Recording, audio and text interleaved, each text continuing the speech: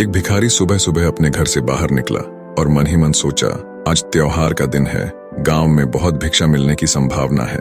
वो अपनी झोली में थोड़े से चावल के दाने डालकर बाहर आया। चावल के दाने उसने अपनी झोली में इसलिए डाले ताकि झोली अगर भरी दिखाई पड़े तो देने वाले को आसानी होती है।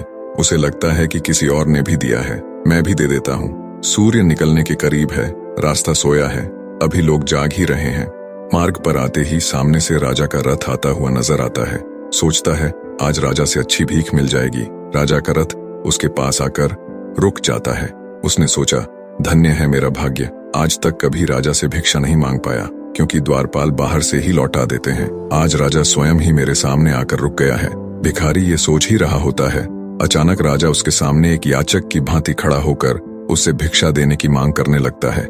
राजा कहता है कि आज देश पर बहुत बड़ा संकट आया हुआ है। ज्योतिषियों ने कहा है, इस संकट से उबरने के लिए यदि मैं अपना सब कुछ त्याग कर एक याचक की भांति भिक्षा ग्रहण करके लाऊंगा, तभी इसका उपाय संभव है। तुम आज मुझे पहले आदमी मिले हो, इसलिए मैं तुमसे भिक्षा मांग रहा हूँ। यदि तुमने मना कर दिया तो देश का संकट टल नहीं पाएगा, इसलिए तुम मुझे भिक्षा में कुछ भी दे दो।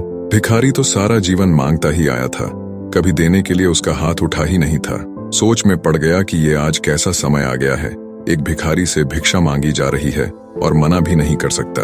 बड़ी मुश्किल से एक चावल का दाना निकालकर उसने राजा को दिया।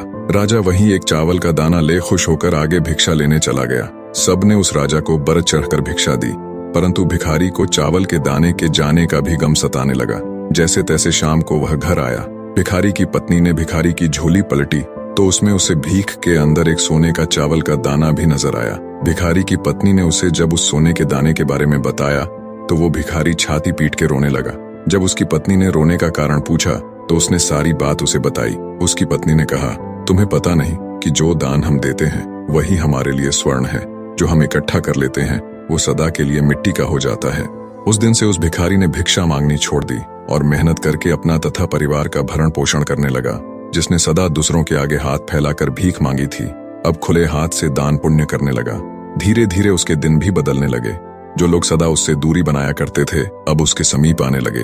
वो एक भिखारी की जगह दानी के नाम से जाना जाने लगा। निष्कर्ष, जिस इंसान की प्रवृत्ति देने की होती है उसे कभी किसी चीज की कमी नहीं होती, और जो हमेशा लेने की नीयत रखता है उसका कभी पूरा नहीं पड़ता।